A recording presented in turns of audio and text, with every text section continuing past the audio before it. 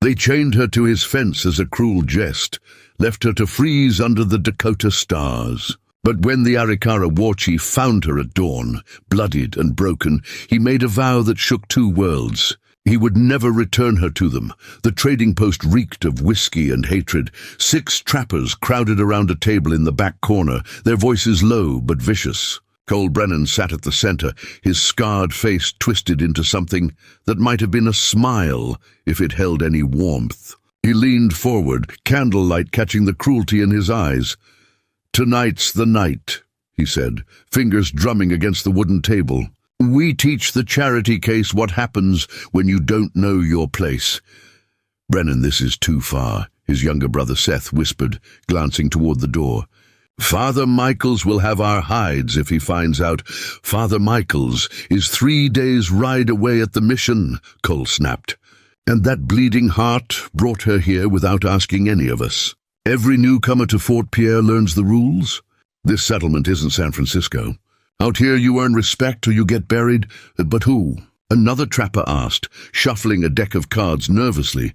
The room fell silent. Then slowly, every pair of eyes turned toward the corner near the stove. Ivy Harrington sat on a wooden crate, mending a torn coat by lamplight. Her needle moved with steady precision, her auburn hair pulled back in a simple braid. At 26, she'd arrived at Fort Pierre 6 weeks ago with nothing but a carpet bag and a letter from Father Michaels promising her work at the settlement's small school. Her parents had died in a fire in Boston 3 years ago. Her aunt and uncle had taken her in, but made it clear she was a burden. When Father Michaels wrote, offering a teaching position on the Dakota frontier, Ivy had accepted without hesitation. She'd thought it would be a new beginning. She'd been wrong. The trappers tolerated her because Father Michaels had vouched for her. But they made sure she knew she wasn't welcome. The women at the fort ignored her. The men spoke to her like she was deaf or simple. And Cole Brennan had made it his personal mission to remind her daily that she didn't belong. The schoolteacher, Seth said quietly, his voice heavy with something that might have been guilt. Cole's smile widened. "Perfect. AV," he called across the room, his tone dripping with false courtesy. She looked up, her hazel eyes wary. She'd learned that tone always preceded something terrible. "Yes, Mr. Brennan." Her voice was steady despite the fear coiling in her stomach. "Time for your initiation into Fort Pierre." Cole stood, the others rising with him like wolves following their pack leader. "Everyone who settles here goes through it. Proves you're tough enough for the frontier." "What kind of initiation?" Ivy set down her sewing, hands folding carefully in her lap. "Simple enough." Cole approached, towering over her small frame. "You walk to the Arikara camp tonight. You go to the WarChief's territory and touch his fence post. Stay there until sunrise. Proves you're brave." Ivy's blood went cold. "The Arikara camp? But that's nearly 2 miles north, and the WarChief, Demothi," another trapper interrupted with a harsh laugh. "Talks walking, they call him, on account of how he used to negotiate peace before he gave up on white men. He's dangerous," Seth added, though his tone carried less conviction than the others. "Last month, he caught 2 trappers stealing furs from his territory. Broke one man's arm in 3 places. The other lost 2 teeth. They were thieves," Ivy said quietly. "That's hardly the same as..." "As what?" Cole leaned down, his breath reeking of whiskey. "As a white woman trespassing on Arikara land at night? You think he'll care about the difference? Everyone knows what happened to the Thompson family. Demothi and his warriors burned their cabin to the ground because the Thompsons killed 2 Arikara children," Ivy said, her voice stronger now. "Father Michaels told me the truth. They poisoned a water source." Cole's hand slammed against the wall beside her head. Ivy flinched but didn't cry out. "You calling me a liar, schoolteacher?" His voice was deadly quiet. "I'm saying there's more to the story than..." "You'll do the initiation," Cole interrupted. "Or you'll pack your bags and leave Fort Pierre tomorrow morning. Your choice." Ivy's throat tightened.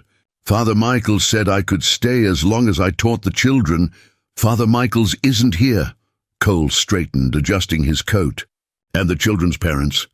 They're all standing in this room. We decide who teaches our kids. So you can walk to that fence post tonight, or you can explain to Father Michaels why you quit after 6 weeks. The trap closed around her. She had nowhere else to go. No money for passage back east, no family who wanted her. The teaching position was all she had.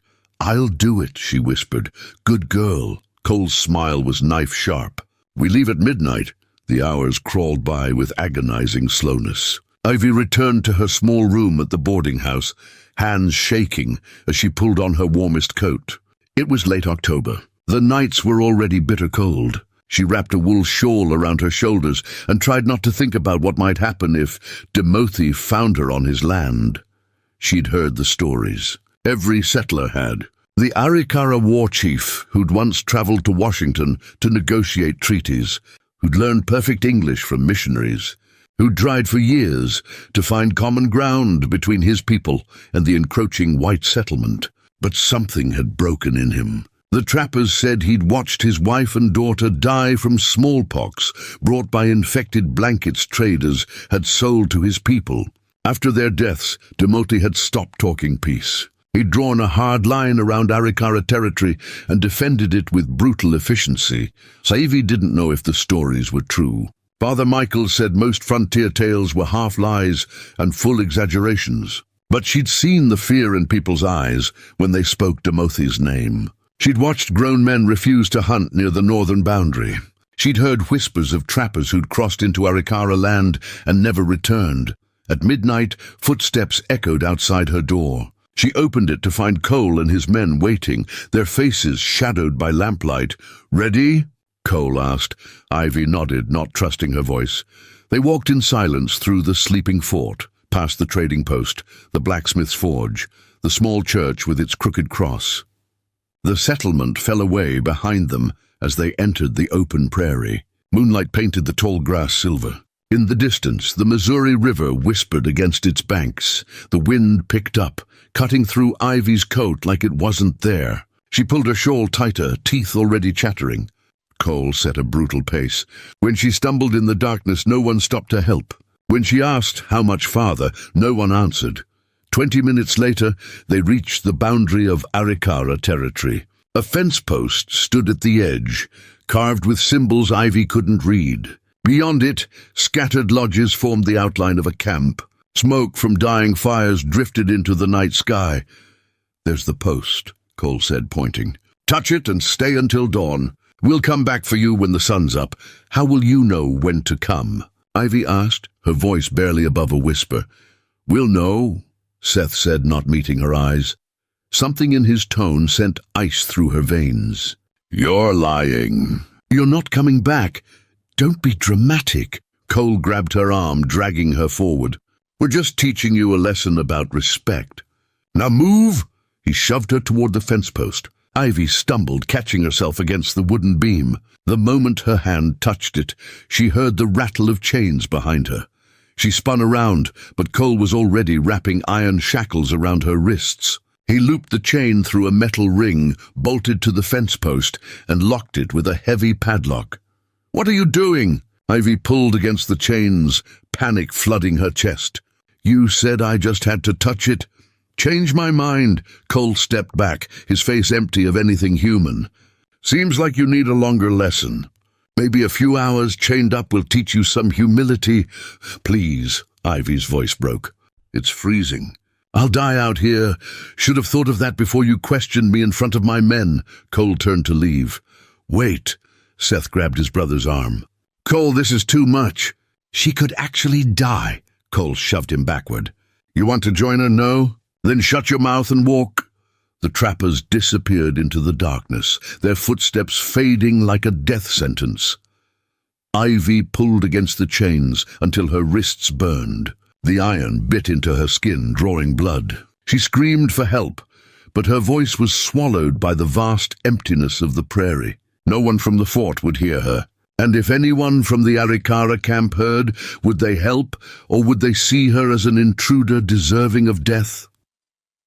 Hours passed. The cold crept into her bones like a living thing. She tried to stay on her feet, but exhaustion dragged her down. She collapsed against the fence post, the chains holding her upright like a grotesque scarecrow.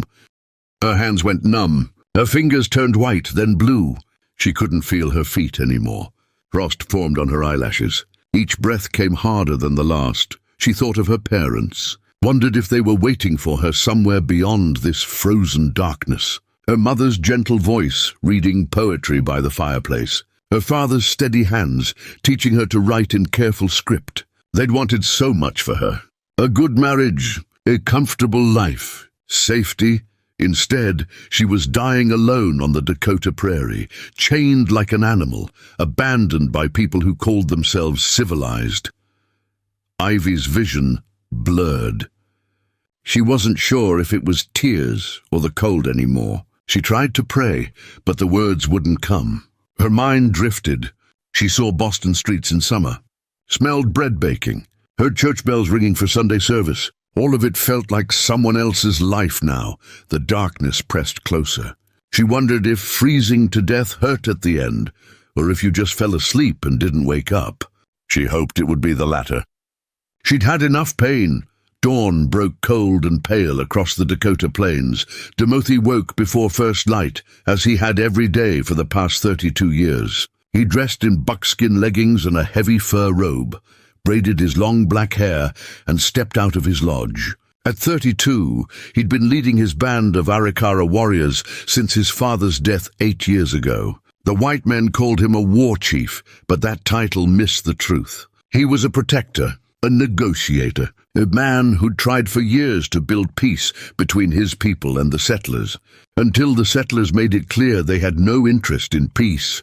3 years ago, he'd watched white trappers burn an Arikara village. 2 years ago, settlers poisoned a river that killed 6 children. Last year, a treaty his father had signed was broken before the ink dried. Timothy had stopped trying to talk. Now he simply defended his people's land and let the white men tell whatever stories they wanted about the dangerous WarChief.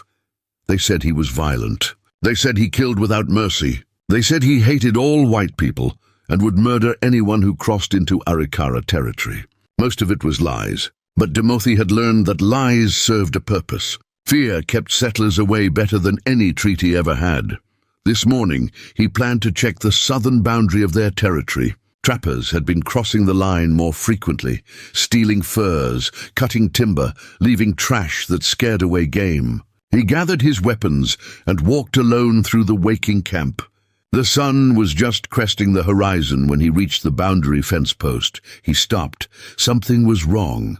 A figure slumped against the post, held upright by chains. A woman, white, unconscious.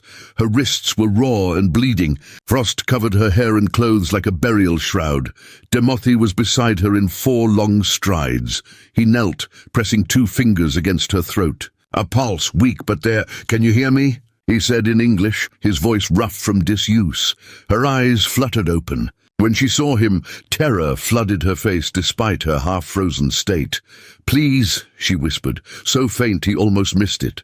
"Don't kill me." "I'm not going to kill you," Timothy said, keeping his voice low and steady. "Who did this?" She tried to answer, but her lips were blue and trembling too hard to form words. Timothy looked at the chains. Heavy iron, locked tight. He examined the fence post and saw where someone had bolted a metal ring into the wood. This wasn't an accident. Someone had prepared this. Someone had chained her here deliberately and left her to die. His hands curled into fists, but he forced them to relax. Anger later. Right now she needed help. He pulled a knife from his belt. The woman flinched, fresh terror in her eyes. "I'm cutting the chains," he said clearly. "Not you. Understand?" She nodded slightly. Timothy wedged the knife blade into the lock mechanism and twisted. The lock held. He tried again, applying more pressure. Metal groaned but didn't give. He repositioned the blade, using the fence post as leverage. On the 3rd attempt, metal shrieked and the lock broke open. The chains fell away with a heavy thud. The woman collapsed forward. Timothy caught her before she hit the ground. She was light, dangerously so. He could feel every bone through her coat. Had she been eating at all since arriving at the fort? Her breathing was shallow, labored. Her skin felt like ice. Frostbite had already started on her fingers and nose. He stood, lifting her carefully in his arms. She didn't fight. just stared up at him with wide, disbelieving eyes. "You're safe now," he said. A single tear slid down her frozen cheek. Timothy turned and walked back toward the camp, the woman cradled against his chest. His mind was already working through what needed to happen. She needed warmth, medicine, food, treatment for the frostbite and the wounds on her wrists. His aunt Winona was the camp's healer. She would know what to do, but beyond the immediate medical needs, there was a larger question. Who had done this, and why? White settlers didn't chain their own people to fence posts on Arikara land unless they wanted to start a war. Was this bait a trap? An excuse for the fort to claim the Arikara had kidnapped a white woman? Timothy's jaw tightened. He would deal with those questions later. Right now, the woman in his arms was barely alive. Everything else could wait. Behind them, the fence post stood silent in the dawn light. The broken chains lay in the frost like sleeping snakes. And somewhere in Fort Pierre, someone had just made the worst mistake of their life because Timothy had spent 8 years building a reputation as a dangerous man. And now, for the first time, he was going to prove every story true. Timothy carried the woman through the camp as the sun climbed higher. Warriors emerged from their lodges, stopping to stare. Women gathering water froze mid-step. Children playing near the central fire fell silent. No one had seen their WarChief carry a white woman into camp before. No one knew what it meant. Whispers followed him like smoke. Some warriors reached for weapons, thinking this might be the start of another conflict. Others simply watched, waiting to see what Timothy would do. He ignored them all, walking with steady purpose toward the largest lodge on the eastern edge of camp. He stopped outside and called in Arikara. "Winona, I need you." The hide flap pushed aside. An older woman stepped out, her gray-streaked hair braided with beads, her face lined with 60 years of wisdom and survival. She was Timothy's father's sister, the camp's most respected healer. Her eyes went immediately to the woman in his arms. "Bring her inside," Winona said, her voice sharp and efficient. Quickly, Timothy ducked through the entrance. The lodge was warm, a fire burning at the center. Furs and blankets covered the ground. Clay pots and leather pouches lined the walls, filled with herbs and medicines Winona had gathered over decades. She pointed to a bed of thick buffalo robes in the corner. "There, lay her down gently." Timothy placed the woman on the furs with the same care he might handle an injured bird. Winona was already beside them, pulling back the woman's coat to examine her. She hissed when she saw the wrists raw and torn where the chains had bitten deep. She checked the woman's hands, her feet, her face, frostbite on her fingers and toes. "The wounds on her wrists will need cleaning and binding. She's half-starved and completely exhausted." "Who did this?" Winona asked, not looking up from her examination. "I don't know yet," Timothy said, his voice tight with controlled rage. "I found her chained to our boundary post." Winona's hands stilled. She looked up at him, her dark eyes sharp. "Chained? By her own people?" "The chains were locked. Someone prepared this. This wasn't an accident or a prank gone wrong. Someone wanted her to die out there." Winona's expression hardened. She returned to her work, moving with practiced efficiency. She pulled herbs from pouches, mixed them with water from a clay pot, and began cleaning the wounds on the woman's wrists. The woman whimpered but didn't wake. "She'll live," Winona said after a long moment. "But she needs rest, warmth, and food. I'll prepare a poultice for the frostbite and a tea to help with the cold that settled in her bones. You'll need to stay with her. If she wakes frightened and alone, she might hurt herself trying to escape." "I'll stay," Timothy said without hesitation. Winona glanced at him, something knowing in her eyes. "This will cause trouble. The fort will ask questions. They'll demand her return. Let them demand." Timothy's voice was cold as winter iron. "They left her to die. They don't get her back. You're certain about this path?" Winona wrapped clean cloth around the woman's wrists with gentle precision. "Once you make this stand, there's no going back. The settlers will say you kidnapped her. They'll use this as an excuse." "They'll use anything as an excuse," Timothy interrupted. "They always have. I'm done pretending we can find peace with people who chain their own to fence posts. She stays here, under my protection, and if anyone from that fort tries to take her, they'll answer to me." Winona studied his face for a long moment. Then she nodded once, a gesture that carried the weight of acceptance and understanding. "Then I'll prepare extra medicine. This won't be easy." She rose and moved to her stores, selecting herbs and roots with careful consideration. Demothi remained beside the woman, watching the shallow rise and fall of her chest. She was so still, so fragile. How had she survived the night? Most people would have died from exposure in half that time. "What's her name?" Winona asked, grinding herbs in a stone bowl. "I don't know," Demothi admitted. "She could barely speak when I found her. When she wakes, you'll need to ask. A name gives a person back their humanity. Right now, she's just a body. She needs to be a person again." Demothi nodded. His aunt was right.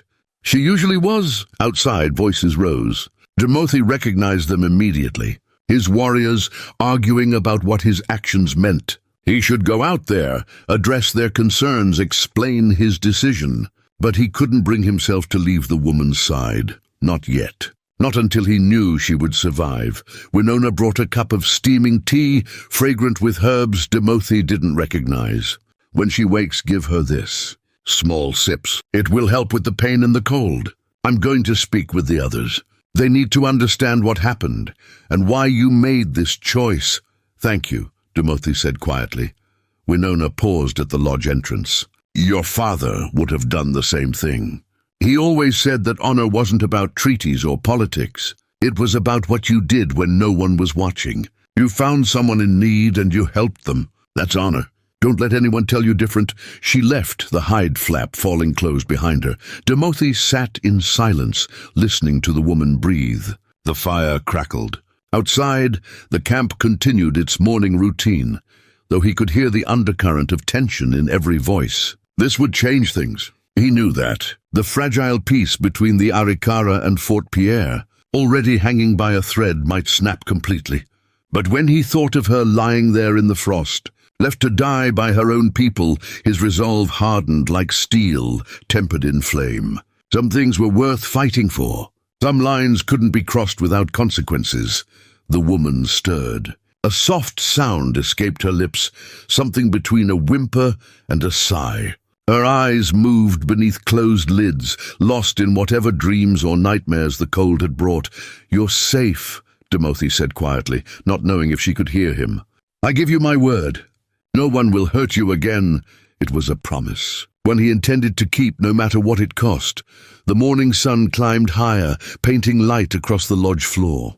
Smoke from the central fire drifted up through the opening at the top, carrying with it the scent of sage and cedar. And in that moment, wrapped in warmth and the strange peace of Winona's healing space, the woman who had been left to die began the slow journey back to life. Outside, Fort Pierre continued its day, unaware that everything had just changed. Unaware that the woman they'd discarded like trash was now under the protection of the one man they feared most. Unaware that Demothi had just drawn a line that would reshape the future of both their worlds. And somewhere in the trading post, Cole Brennan drank his morning whiskey, smiled at his reflection in a dirty glass, and congratulated himself on teaching the schoolteacher a lesson she'd never forget. He had no idea how right he was. Ivy woke to warmth and the smell of burning sage. For a moment she couldn't remember where she was. Then memory crashed back like ice water. The chains, the cold, the fence post. She tried to sit up, but pain shot through her wrists and hands. She gasped, and immediately a voice spoke from somewhere nearby. "Don't move too quickly. You're injured." Ivy's head turned toward the voice. A woman sat beside a fire, grinding something in a stone bowl. She was older, perhaps 60, with grey-streaked hair and a face that held both kindness and authority. She wore buckskin decorated with intricate beadwork, and her movements were precise, practiced. "Where am I?" Ivy's voice came out as barely more than a whisper. "You're in my lodge," the woman said in perfect English. "My name is Winona. I'm a healer. My nephew found you at dawn, chained to our boundary post. He brought you here." Ivy's heart hammered against her ribs. "Your nephew? The WarChief? Demothi?" "Yes." Winona set down her grinding stone and approached with a cup. "He saved your life. Now drink this. Small sips. It will help with the pain and restore some of your strength. Ivy wanted to refuse, but her throat was raw and desperately dry. She accepted the cup with shaking hands and took a careful sip. The tea was bitter but warm, spreading heat through her chest. She took another sip, then another. Slowly, Winona cautioned. Your body has been through terrible trauma. Too much too fast will make you sick. Ivy lowered the cup. Her eyes moved around the lodge, taking in details. Buffalo robes beneath her. A fire in the center. Pouches and bundles hanging from the support poles. Everything was foreign, unfamiliar, terrifying. She was in an Arikara camp, the place every settler warned about. The place they said meant certain death for any white person foolish enough to enter. You're frightened, Winona observed, returning to her work. That's understandable. But you're safe here. My nephew gave his word. No one will harm you. Why would he help me? Ivy asked, her voice stronger now. Everyone at the fort says he hates white people. They say he kills anyone who crosses into Arikara territory. Winona's hands paused in their grinding. And yet you're alive. Perhaps everything they say isn't true. Ivy had no answer to that. Your people chained you to that post, Winona continued, her tone matter-of-fact but not unkind. They left you to freeze to death. My nephew could have walked past you. He could have assumed you were bait for a trap. Instead, he broke your chains and carried you to safety. So perhaps the question isn't why he helped you. Perhaps the question is why your own people tried to kill you. Tears burned behind Ivy's eyes. She blinked them back, refusing to break down in front of this stranger. They said it was an initiation, a test to prove I belonged at Fort Pierre. But it was a lie. They wanted to teach me a lesson about knowing my place. And what lesson was that? Winona asked. That I'm nothing. That I don't matter. That questioning men like Cole Brennan gets you killed. Ivy's voice cracked on the last word. Winona set down her grinding stone and came to sit beside the bed of furs. Her dark eyes studied Ivy's face with an intensity that felt like being read like a book. You questioned him. About what? About Timothy, Ivy admitted. Brennan said your people burned the Thompson family's cabin. He made it sound like senseless violence. But Father Michaels told me the truth. The Thompsons poisoned a water source that killed 2 Arikara children. I said there was more to the story. Brennan didn't like that. Something shifted in Winona's expression. Not quite approval, but acknowledgement.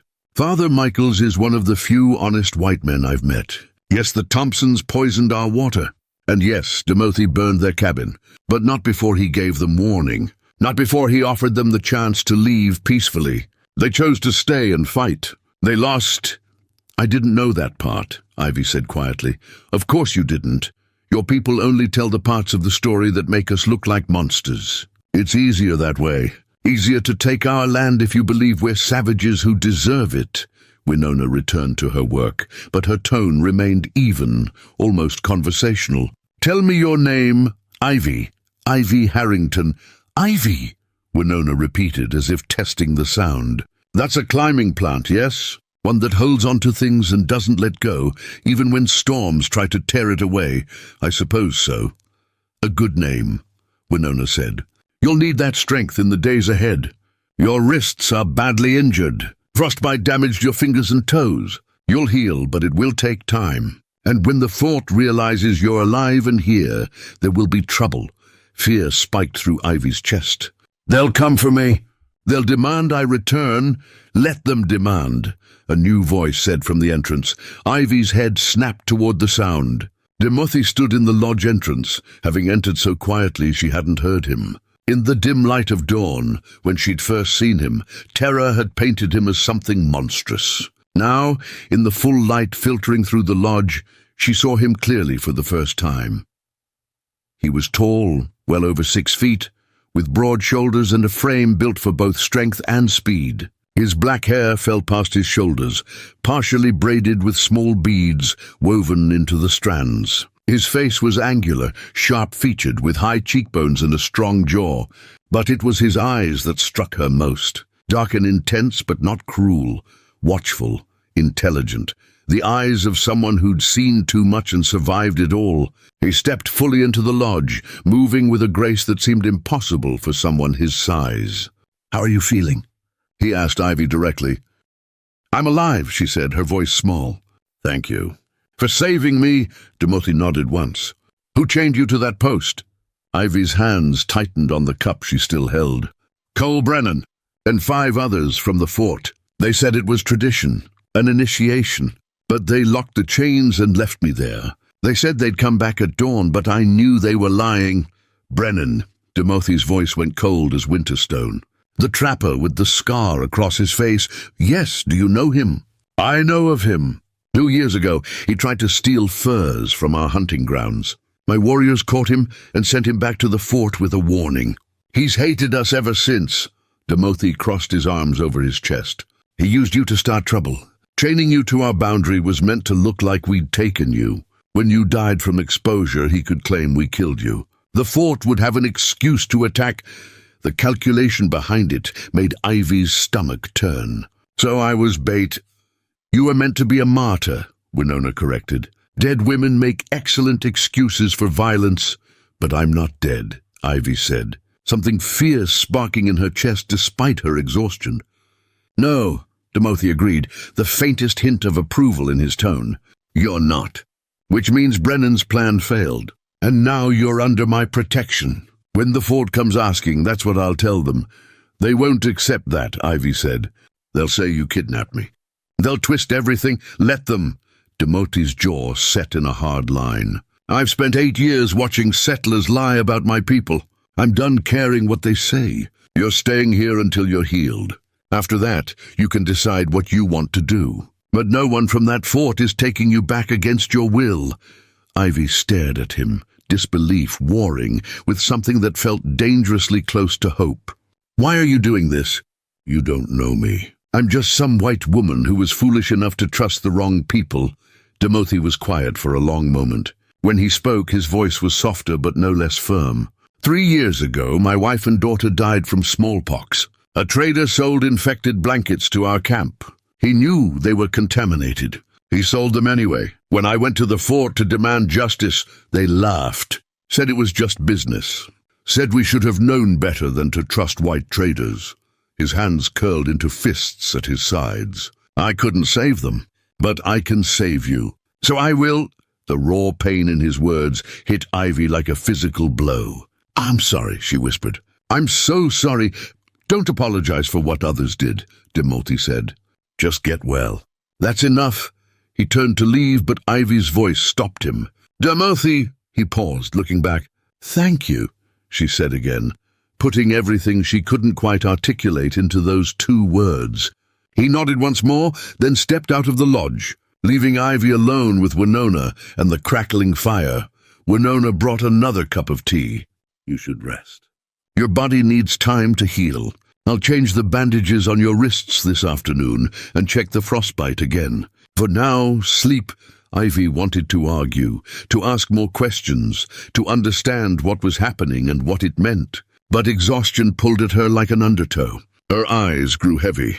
The warmth of the fire and the softness of the furs beneath her were luxuries she hadn't realized she'd been missing during her weeks at the cold. Unwelcoming fort, she drifted off without meaning to, falling into the first peaceful sleep she'd had in months. Outside, Timothy stood in the center of camp, surrounded by his warriors. They'd been waiting for him, questions written across every face. He'd known this conversation was coming. These men followed him because they trusted his judgment. He owed them explanations. "Who is she?" Dakota asked. He was Timothy's closest friend, a warrior who'd fought beside him in a dozen skirmishes. His tone wasn't hostile, just cautious. "A teacher from the fort. Her name is Ivy Harrington. Settlers chained her to our boundary post and left her to die."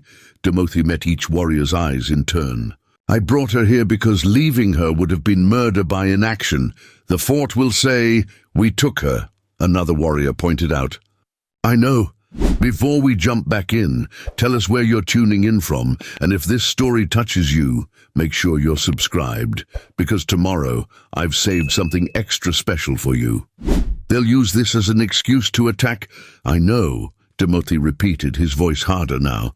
But what was I supposed to do? Leave her chained there. Let her freeze to death so we could avoid trouble? We're Arikara. We don't abandon people in need, even if they're white. Silence fell over the group. Then Dakota stepped forward. You're right. We don't, but we need to be prepared. When the fort realizes she's alive, they'll come. And they won't come to talk, so then we'll be ready, Timothy said.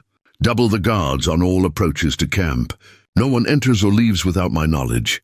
And if Brennan or any of his men show their faces here, I want to know immediately. The warriors dispersed to their tasks, but Dakota remained. You're certain about this? He asked quietly. About saving her life? Yes, about keeping her here. About making this stand. Dakota's expression was serious but not judgmental. This could start a war. Everything starts wars with them, Timothy said, frustration bleeding into his tone. We sign treaties, they break them. We share hunting grounds, they take more. We try to live in peace, they poison our children. There's no right answer with settlers. So I'm choosing to do what I can live with. She's staying. Dakota studied him for a moment, then nodded. Then we stand with you, as always. Thank you, brother. As Dakota walked away, Timothy turned his gaze toward the south, toward Fort Pierre, hidden beyond the hills. By now the sun was fully up. Brennan and his men would have realized their plan had failed. They'd know Ivy was gone from the fence post, and soon, very soon, they'd come looking. Let them come, Timothy thought. Let them see what happens when they try to use innocent people as pawns in their games. The day wore on, with a tension that hummed through the Arikara camp like a plucked bowstring. Warriors sharpened weapons with methodical care. Women reinforced lodge walls and gathered supplies. Children were kept close, their usual games subdued by the unspoken awareness that something significant had shifted. Everyone felt it. The WarChief had brought a white woman into camp. Nothing would be the same. Inside Winona's lodge, Ivy slept through most of it. Her body was demanding rest after the trauma it had endured. When she woke briefly in the afternoon, Winona was there with more tea and a bowl of stew made from dried meat and root vegetables. Ivy ate slowly, her stomach unused to solid food after weeks of barely eating at the fort. How long have I been here? Ivy asked between bites. Since dawn. It's mid-afternoon now. Winona checked the bandages on Ivy's wrists, nodding with satisfaction at what she saw. The wounds are clean. No infection yet. The frostbite is less severe than I feared. You'll likely keep all your fingers and toes, though some may be numb for weeks. That's good news, I suppose, Ivy said, though her voice was hollow. She looked down at her bandaged hands. I don't understand why Brennan hated me so much. I never did anything to him except question one story. Men like that don't need reasons, Winona said. They need targets. You were convenient. Foreign enough to be expendable, weak enough to be easy, isolated enough that no one would fight for you. You're right, Ivy whispered. No one at the fort cared about me. The women thought I was trying to steal their husbands just by existing. The men thought I was uppity for having education. Father Michaels was the only one who treated me like a human being, and he was barely there. Then perhaps it's fortunate you ended up here instead of dying on that fence post, Winona said pragmatically. At least here you're valued for surviving, rather than condemned for existing. Ivy couldn't argue with that logic. As the sun began its descent toward the horizon, Timothy returned to Winona's lodge. He carried firewood, which he stacked near the entrance without being asked. Then he approached where Ivy sat, still wrapped in furs. Can you walk? He asked. I don't know, Ivy admitted. I haven't tried. Try now. Carefully. He offered his hand. Ivy hesitated, then placed her bandaged hand in his. His grip was firm but gentle as he helped her stand. Her legs shook, weak from cold and exhaustion. Pain shot through her feet, where frostbite had taken hold. She gasped, and Timothy's arm immediately went around her waist, supporting her weight. Small steps, he instructed. Just to the fire and back. Your body needs to remember how to move. They walked together, achingly slow. 3 steps to the fire, turn, 3 steps back. Ivy's breathing came hard, as if she'd run a mile instead of crossing 6 feet. But she'd done it. She was standing, walking, alive. "Good," Timothy said, helping her sit back down. "Tomorrow we'll try more." "Why are you being so kind to me?" Ivy asked, the question bursting out before she could stop it. "I'm nothing to you. Just another white settler." Timothy settled onto the ground across from her, his long legs crossed. He was quiet for so long she thought he wouldn't answer. Then he said, "When my wife was dying, when the fever from the contaminated blankets was burning through her, she asked me to promise something. She said, 'Don't let grief turn you into stone. Don't let what they did make you forget what it means to be human.'" His voice was rough with old pain. "I promised her. And then I broke that promise for 3 years. I became exactly what they said I was. Hard, angry, dangerous. I told myself it was necessary.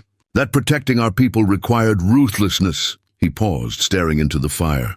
"But this morning, when I found you chained to that post, dying from cold and cruelty, I heard her voice, as clear as if she was standing beside me. And she said, 'This is your chance. Keep your promise.'" He looked up, meeting Ivy's eyes. "So I am. I'm choosing to be human instead of stone. Even if it costs me everything." Ivy's throat tightened with emotion. "Your wife sounds like she was remarkable." "She was," Timothy said simply. "Her name was Maka, it means earth. She had a way of grounding everyone around her, making them remember what mattered." A sad smile touched his lips. "Our daughter looked just like her, same eyes, same laugh. Winyan, we called her Winyan. She was 4 when she died. I can't imagine that pain," Ivy whispered. "I hope you never have to." Timothy stood.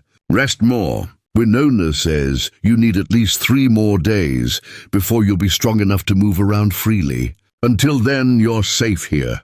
I give you my word." He left before Ivy could respond, disappearing into the gathering dusk. At Fort Pierre, Cole Brennan stood on the porch of the trading post, a bottle of whiskey in one hand. Seth approached from the direction of the stables, his face pale. "Well?" Cole asked. "She's gone," Seth said quietly. "I rode out to check. The chains are broken. No sign of her anywhere." Cole's grip on the bottle tightened. "Broken how?" "Looks like someone cut through the lock. There are tracks leading north, back toward the Arikara camp." "Timothy!"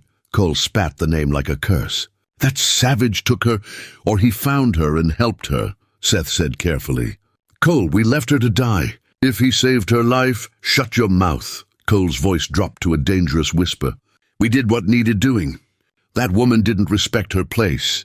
Now she's gone and we can use this. We can say the Arikara kidnapped her, force the territorial governor to send troops. Finally clear them out of this valley." Seth's face went even paler.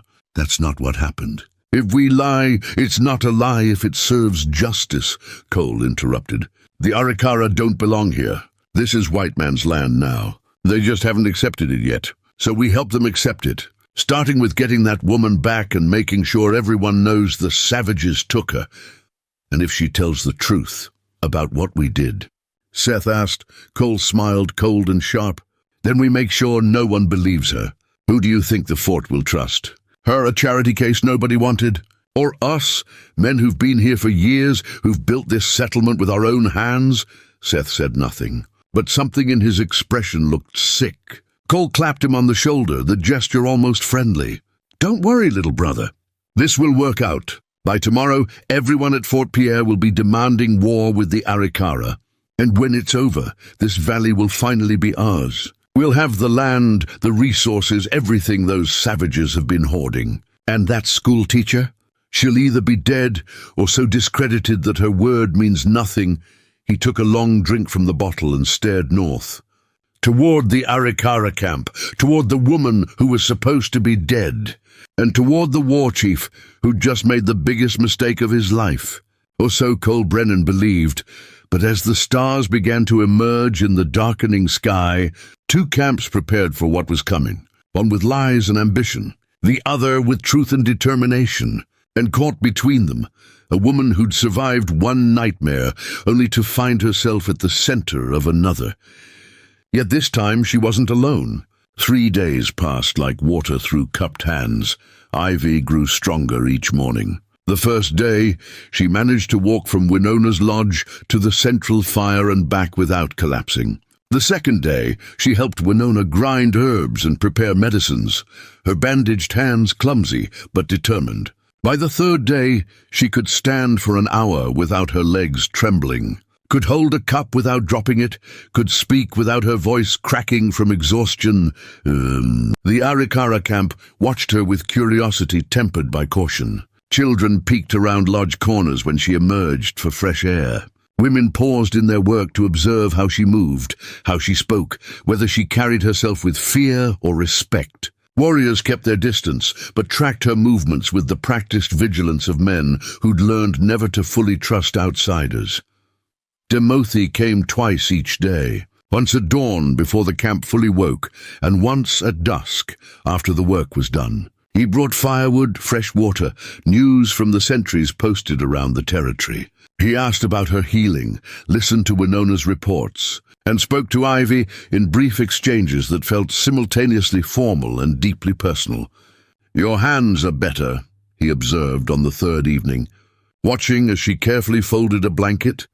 "The feeling is coming back," Ivy said. "It hurts, but Winona says that's good. It means the damage wasn't permanent. And your feet, still numb in places, but I can walk without wanting to scream." She set the blanket aside and looked at him directly. "I need to ask you something." Demothi settled onto the ground near the fire, his posture relaxed, but his eyes alert. "What happens when the fort comes?"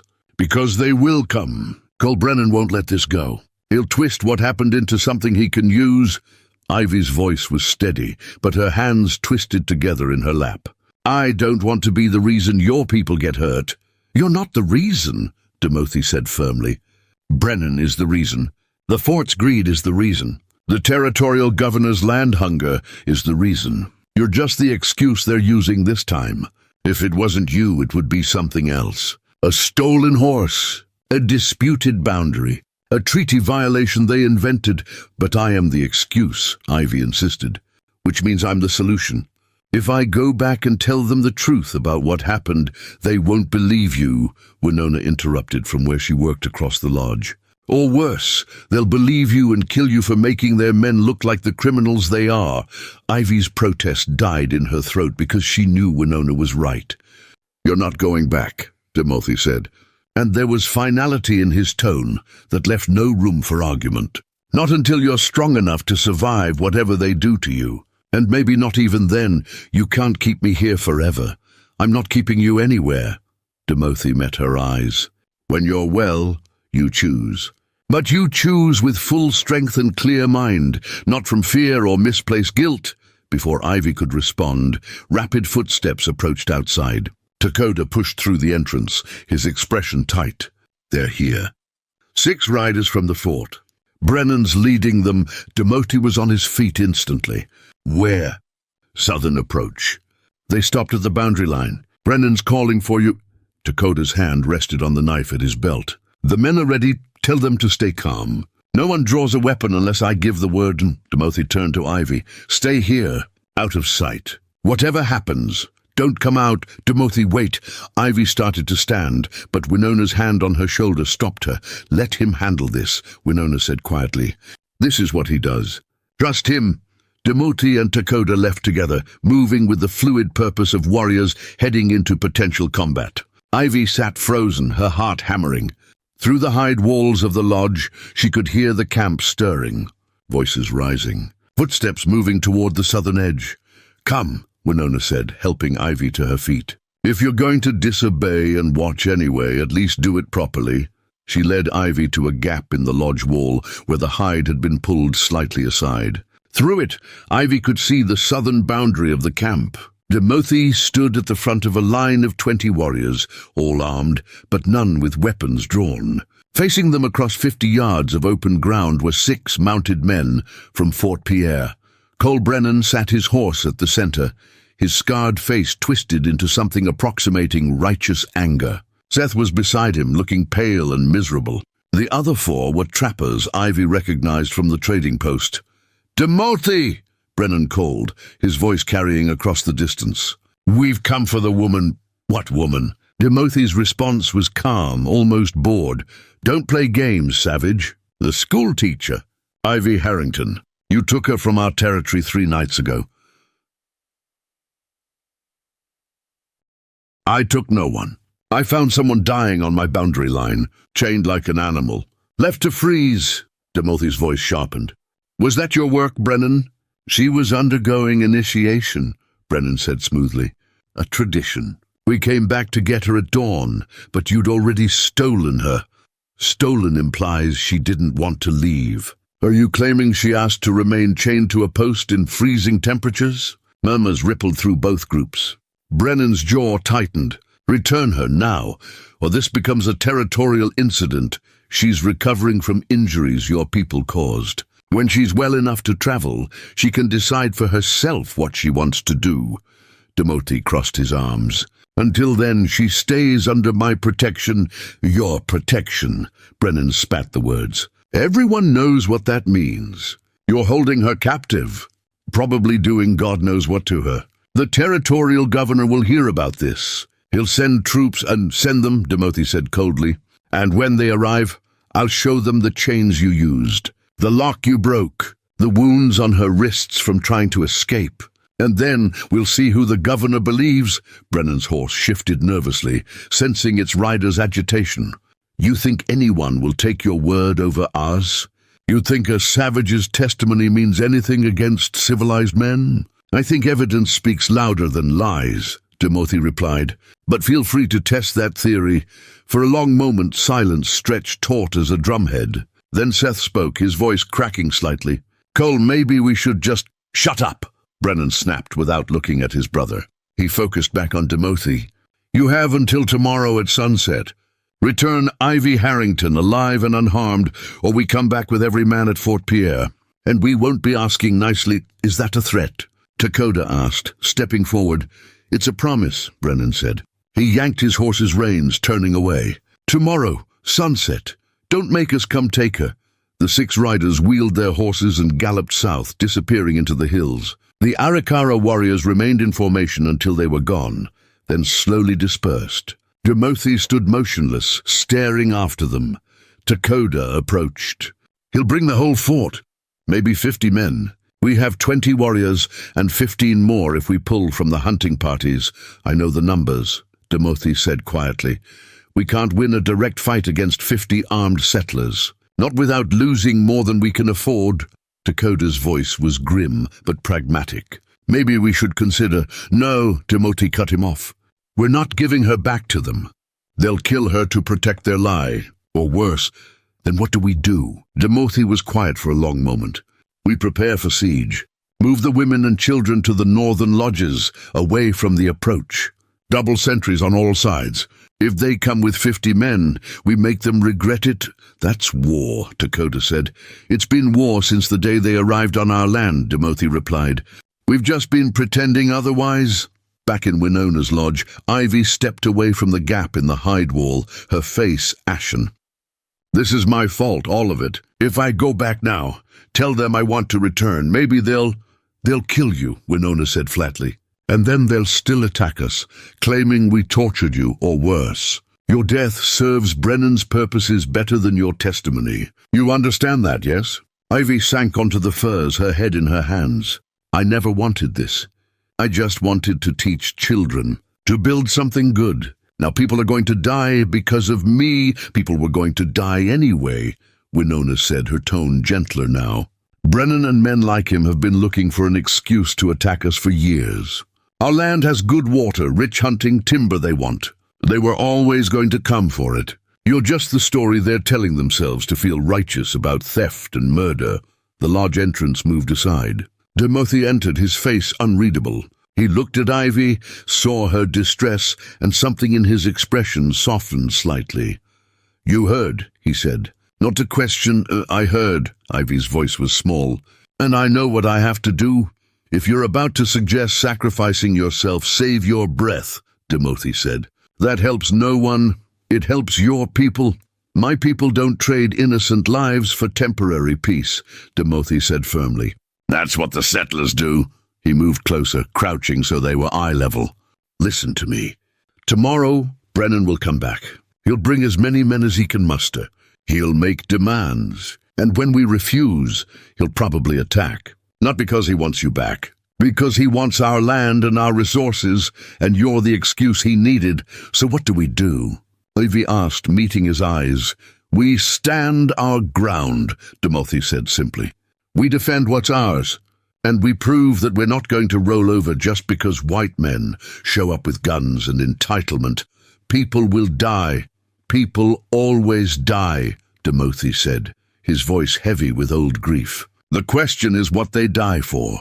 I'd rather my people die defending their home and their honor than live as cowards who abandoned someone in need because it was convenient. Ivy's eyes filled with tears. I don't deserve this. Your protection. Your people's risk. I'm nobody. You're not nobody, Timothy said, and there was surprising intensity in his tone. You're a woman who questioned cruelty when it would have been easier to stay silent. Who stood up to Brennan even though you knew it would cost you. Who survived a night that should have killed you through nothing but stubbornness and will. That's not nobody. That's someone worth protecting. A tear slipped down Ivy's cheek. Why do you care so much? Timothy was quiet for a moment. When he spoke, his voice was softer. Because I spent 3 years not caring about anything. Not caring turned me into something I hated. Something my wife would have been ashamed of. He paused. When I found you on that fence post, something woke up in me again. Something I thought died with my family. Hope, maybe. Or purpose. Or just the simple belief that some things are worth fighting for. His eyes held hers. You reminded me that not all white people are Cole Brennan. That some of you are brave and kind and worth knowing. I'm not letting men like him take that away from me again. Ivy couldn't speak past the lump in her throat. She just nodded. Timothy stood. Get some rest. Tomorrow will be difficult. But whatever happens, you're not alone. Remember that. He left, and Winona moved to bank the fire for the night. That man has been walking through shadows for 3 years, she said quietly. You brought light back into his life. Whether you meant to or not, I don't know what to do with that, Ivy whispered. You don't have to do anything, Winona replied. Just survive. Be yourself. The rest will sort itself out. That night, Ivy lay awake on the buffalo robes, listening to the sounds of the camp preparing for possible war. Weapons being sharpened, voices discussing strategy, children being hushed by worried mothers. And through it all, she thought about the man who'd saved her life and was now risking everything to protect her. She thought about his dead wife and daughter, about the grief that had turned him hard and the moment that had begun to soften him again. But the weight of being someone's reason to hope after years of despair, it felt like too much responsibility. But it also felt like the first time in her entire life that her existence had mattered to someone beyond what she could provide or perform. Morning came gray and cold. Fog rolled across the prairie like a living thing, obscuring the horizon. Ivy woke to find the camp already busy with preparation. Warriors checked weapons and supplies. Women packed emergency provisions. Children were gathered in the safest lodges, watched over by elders. Timothy appeared at midday with food and news. Scouts spotted movement from the fort. Looks like Brennan gathered about 40 men. They're riding north. Should arrive by late afternoon. 40 against 20, Ivy said, her stomach twisting. 35, Timothy corrected. We pulled the hunters back. And we know this land. We know where to position ourselves for advantage. Numbers aren't everything, but his expression suggested he knew the odds were still bad. Let me talk to them, Ivy said suddenly. Let me go out there and tell everyone what really happened. Maybe if they hear the truth, they won't listen, Timothy said. And even if some of them do, Brennan won't let it stop what he set in motion. He needs this confrontation. He's wanted it for years. Then let me try anyway, Ivy insisted. What's the worst that can happen? They don't believe me. We're already facing that outcome. But maybe, just maybe, some of those men will think twice before attacking people who only helped me. Timothy studied her face. You're certain you want to do this? No, Ivy admitted, but I'm doing it anyway. Something that might have been respect flickered in Timothy's eyes. All right, when they arrive, you can speak. But you stay behind our line, and if things turn violent, you run back to Winona's lodge. Understood? Understood. The afternoon dragged with agonizing slowness. Ivy paced in Winona's lodge, practicing what she would say, how she would explain what Brennan had done, how she would make them understand that the Arikara had only shown her kindness when her own people had shown her cruelty. As the sun began its descent toward the western horizon, a shout went up from the southern sentries. "They're here!" Demoty came to the lodge entrance. "It's time. Stay close to me. And remember, no matter what they say, you're under my protection. They can't touch you without going through me first." Ivy nodded, her mouth dry. She followed him out into the late afternoon light. 40 mounted men sat their horses at the boundary line. Cole Brennan was at the front, his scarred face set in grim determination. Seth sat beside him, looking like he might be sick. Behind them, trappers and settlers from Fort Pierre, all armed with rifles and pistols. Demoty's 35 warriors stood in a line facing them, outnumbered but not outmatched in bearing or courage. And between the two groups, caught in the space where peace and violence balanced on a knife's edge, Ivy Harrington, prepared to speak her truth and hope it was enough. Ivy stepped forward, her legs trembling but her spine straight. 40 pairs of eyes locked onto her. The mounted men from Fort Pierre shifted in their saddles, murmuring to each other. Some looked surprised to see her standing upright and apparently unharmed. Others wore expressions of suspicion, as if her very presence was some kind of Arikara trick. Cole Brennan's face went through a rapid series of emotions. Shock that she was alive. Anger that his plan had failed. Then a calculated smoothness as he rearranged his features into something resembling concern. "Ivy," he called out, his voice dripping with false relief. "Thank God you're alive. We've been so worried. Come here, girl. Come back where you belong." Ivy stopped 20 feet from the Arikara line, close enough to be heard clearly by both sides. Her bandaged hands hung at her sides. Her auburn hair, now clean and braided in a simple style Winona had shown her, caught the late afternoon light. She looked fragile but unbroken. "I'm not coming back," she said, and her voice carried stronger than she'd expected. Silence fell like a physical weight.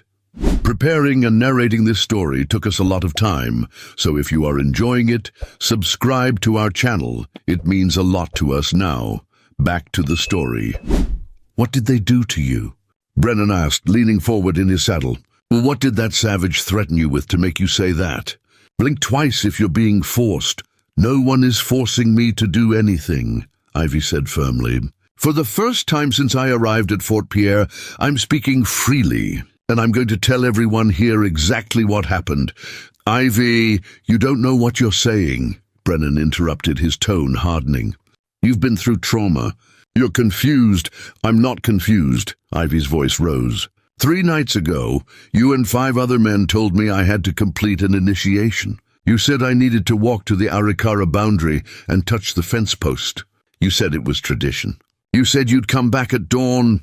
She paused, making sure every man was listening. "But that was a lie. You chained me to that post with iron shackles. You locked the chains and left me there to freeze to death. You never intended to come back." Gasps and mutters erupted from the mounted men. Several turned to look at Brennan with new suspicion in their eyes. "That's not true," Brennan said quickly. "We left you there for a few hours, as part of the initiation, yes. But we came back at dawn, just like we promised. You were already gone, taken by the Arikara." "Liar," Ivy said, and the word cracked like a whip. "I cut my hands trying to break free from those chains. I nearly froze to death. Demoty found me at dawn, barely alive, and he saved my life.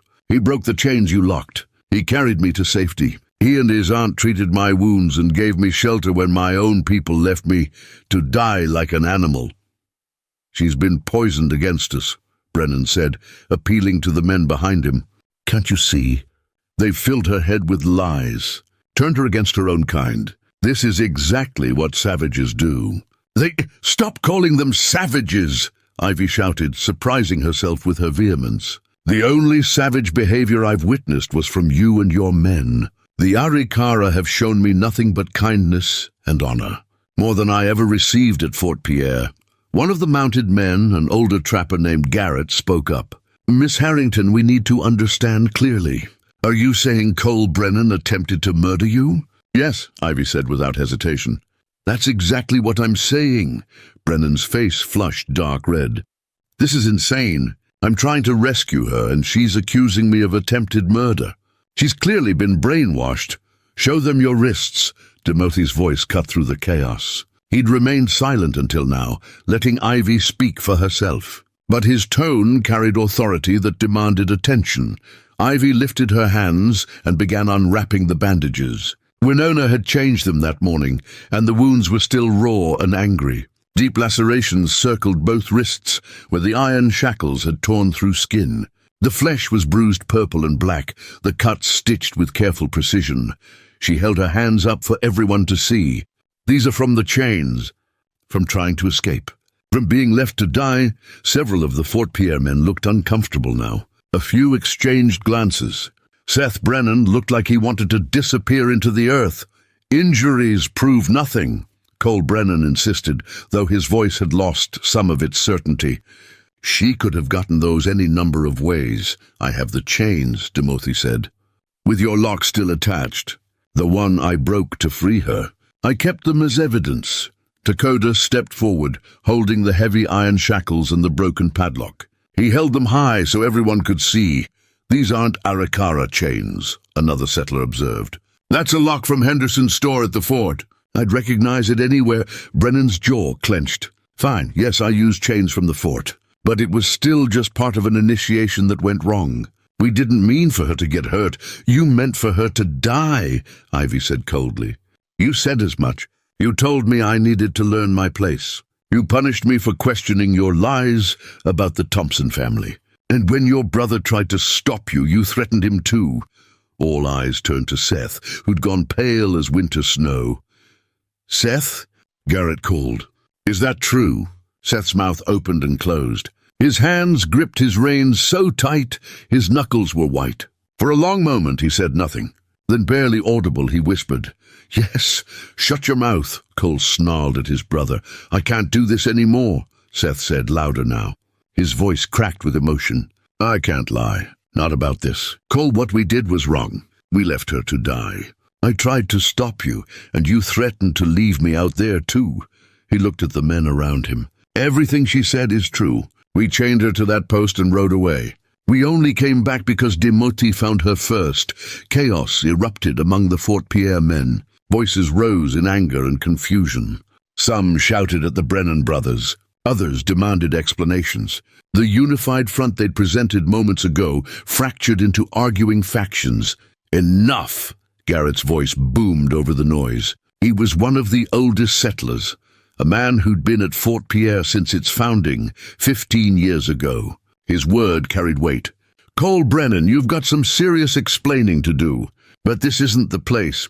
He looked at Timothy. We came here believing you'd kidnapped one of our women. Clearly that's not what happened. You have my apology for the misunderstanding. Apology accepted, Timothy said evenly. But understand this. Ivy Harrington stays here under my protection until she decides otherwise. No one from your fort comes onto Arikara land to make demands. Those days are over. Now wait just a minute, another settler started to protest. No, Timothy's voice cut like steel.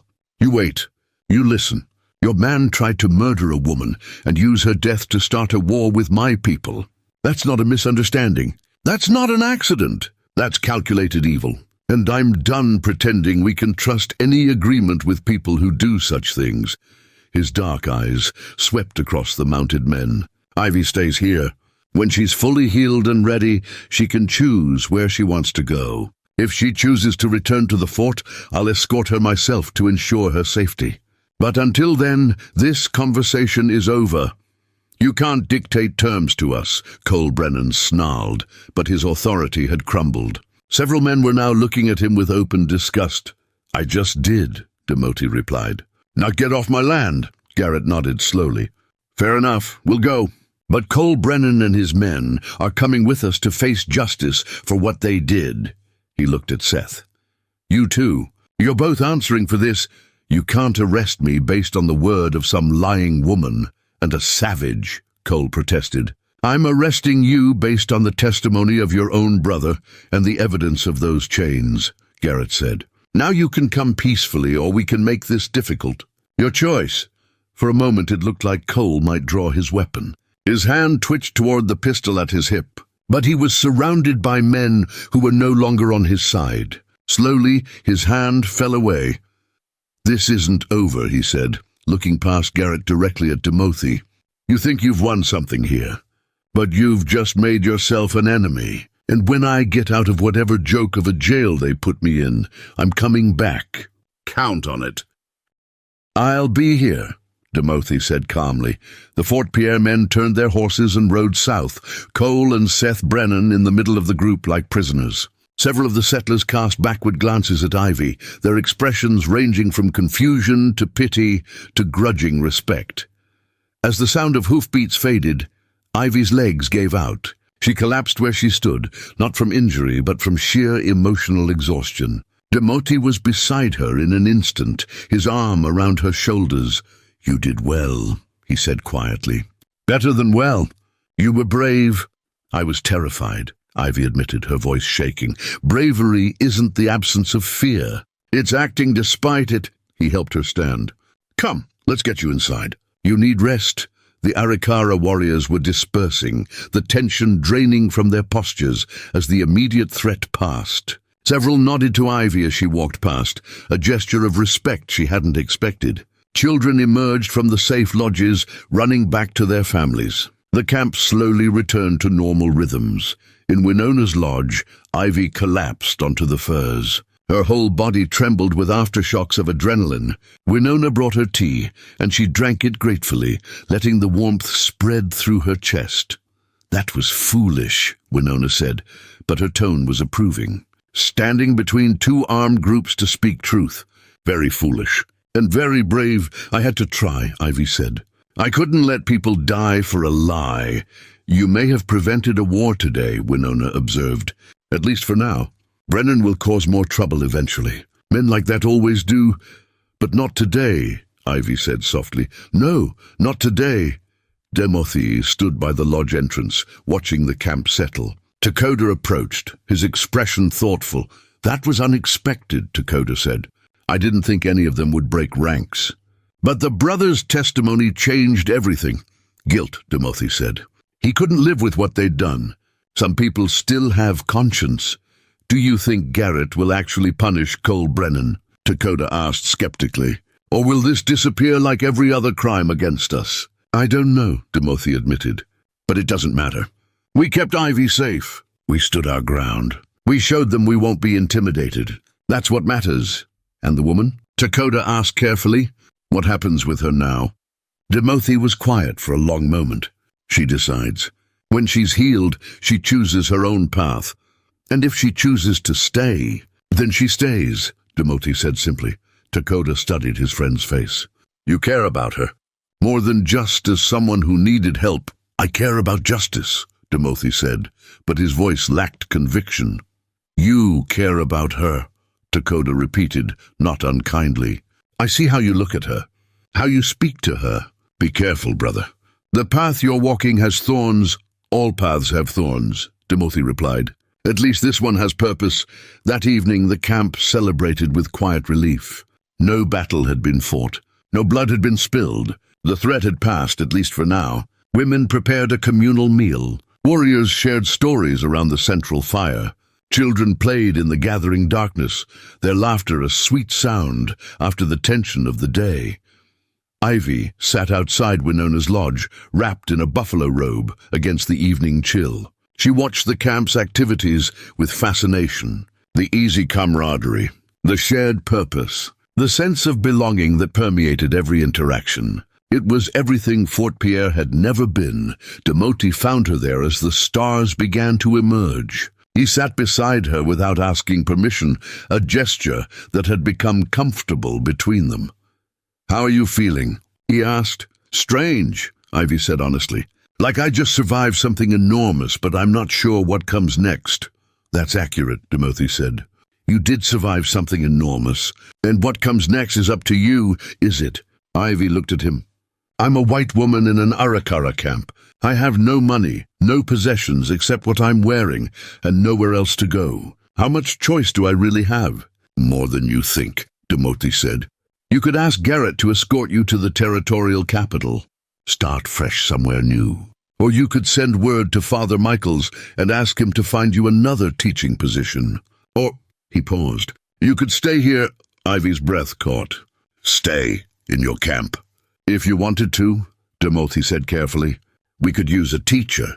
Our children need education that blends both our traditions and the reality of the world they'll inherit. You could teach them. Build something here, something real. He met her eyes. But only if you want to. No obligation. No pressure. Why would you offer me that? Ivy asked. After everything that's happened. After the risk I brought to your people. Because you didn't bring the risk. Brennan did. And because, Timothy hesitated, then continued, because these past few days, watching you heal, listening to you speak, seeing your courage, it's reminded me of something I'd forgotten. That building bridges is possible. That not all white people are enemies. That maybe, just maybe, there's a path forward that doesn't end in blood and grief. His voice softened. You represent hope, and I'd like to hold on to that a little longer. Ivy felt tears prick her eyes. I don't know if I'm strong enough to be anyone's hope. You stood in front of 40 armed men and called their leader a liar to his face, Timothy said. I'd say you're strong enough for anything. They sat in silence for a while, watching the stars emerge one by one. The camp sounds washed over them like a lullaby. And for the first time since her parents died, Ivy felt something she thought she'd lost forever. She felt home. I'll stay, she said quietly, at least for a while. At least until I figure out what comes next, Timothy smiled, a rare and genuine expression that transformed his usually serious face. Good, that's good, but I need to contribute, Ivy added quickly. I can't just be a burden. Let me teach. Let me help however I can. You'll teach, Timothy agreed. Starting tomorrow if you're strong enough. We'll set up a space, gather the children, and you'll show them that learning can come from anywhere, even from someone who looks different than they do. Thank you, Ivy said, meaning it with every part of her being. Thank you, Timothy replied, for reminding me why we fight and what we're fighting for. They sat together as darkness fell completely. Two unlikely allies who'd found in each other something neither had expected: trust, respect, and the fragile beginning of something that might, given time and courage, become much more. But that was a story for another day. Tonight they simply sat beneath the stars, survivors of a battle that had been won with words instead of weapons, and allowed themselves to believe that peace might actually be possible, even if only for a moment. 6 weeks passed, like pages turning in a book no one wanted to end. Avy's classroom took shape in a large lodge at the eastern edge of camp. The children came hesitantly at first, eyeing her with curiosity mixed with wariness. She was white. She was different. She spoke their language poorly and didn't know their customs. But she was patient, and she listened, and she never once made them feel small for not knowing something. By the end of the first week, 12 children attended regularly. By the end of the second, 20. They ranged in age from 5 to 14, and Ivy taught them everything she knew. Reading and writing in both English and Arikara. Mathematics that could help them trade fairly with merchants. Geography that showed them where their land fit in the larger world. History that honored their ancestors while preparing them for the future. But they taught her, too, how to tan leather properly, which plants healed and which poisoned. The stories of their people passed down through generations. The songs that called the buffalo and blessed the harvest. She learned their language with fumbling enthusiasm, and when she mispronounced words, the children giggled, but gently corrected her. Winona watched it all with approval. "You're good with them," she observed one afternoon while Ivy prepared the next day's lessons. "They trust you. That's rare for our children with outsiders." "They're remarkable," Ivy said, grinding charcoal to make writing sticks. "So quick to learn, so eager." Back in Boston, children fought education like it was punishment. Here they treat it like a gift. "Because they know what it means to have things taken away," Winona said. "And knowledge can't be stolen like land or possessions. Once they have it, it's theirs forever." She paused. "You're happy here." It wasn't a question, but Ivy answered anyway. Yes, happier than I've been in years. Maybe ever. And my nephew? How do you feel about him? Ivy's hands stilled in their work. She'd been expecting this conversation, but dreading it. I don't know how to answer that. Try honesty, Winona suggested, her tone gentle but direct. Ivy set down the charcoal and met Winona's eyes. He's kind to me, respectful. He checks on me every day, brings firewood, asks about the children's progress. But he keeps distance too, like he's afraid to get too close. And I understand why. His wife, his daughter, the grief he carries. She looked down at her hands. I'm not trying to replace them. I couldn't even if I wanted to. But I care about him, more than I probably should. Why shouldn't you? Winona asked. Because I'm white. Because my people have caused him so much pain. Because, Ivy's voice caught, because I'm terrified that caring about him will bring more trouble to this camp. Colbrennan is still out there somewhere. The territorial governor hasn't sent troops yet, but that doesn't mean he won't. Every day I stay here is another day I put everyone at risk. You think leaving would make us safer? Winona shook her head. Child, they want our land. They want our resources. They want us gone. You being here or not doesn't change that. At least with you here, the children are learning. The camp has purpose beyond survival, and my nephew has remembered how to smile. She reached across and squeezed Ivy's hand. Don't let fear steal your happiness. Life is too short and too hard for that. That evening, Timothy found Ivy by the river. She'd started coming here at sunset, sitting on a flat rock and watching the water flow past. It was peaceful, meditative, a place where her thoughts could settle. May I join you? He asked. Please. Ivy shifted to make room. He sat, his long legs stretched out before him. For a while neither spoke. The river provided all the conversation necessary. The children speak highly of you, Timothy said finally. Little Dove told her mother you're the best teacher in the world. She's 6 and hasn't met any other teachers, but still. High praise, Ivy smiled. Little Dove is precious. She asks 1,000 questions and remembers every answer. She's going to be formidable when she grows up. Like her teacher, Timothy said. Ivy felt heat rise to her cheeks. I'm not formidable. I'm just stubborn. Stubbornness and formidability often look the same from the outside, Timothy said, something warm in his tone. You've built something good here, Ivy. The children respect you. The camp has accepted you. Even the warriors who were skeptical at first have come around. And you? Ivy asked, surprising herself with her boldness. Have you come around? Timothy turned to look at her, his dark eyes unreadable in the fading light. I never needed to come around. I knew who you were from the moment I found you chained to that post. Someone worth saving. Someone worth protecting. He paused. Someone worth knowing. Ivy's heart hammered against her ribs. Timothy, I need to tell you something. And I need you to be honest with me when I do. All right, he said carefully. I care about you. The words tumbled out before she could stop them. More than as just someone who saved my life. More than as the leader of this camp. I think about you constantly. I look forward to seeing you every day. And I'm terrified because I don't know if you feel the same way or if I'm just some broken thing you felt obligated to help. Silence stretched between them like a held breath.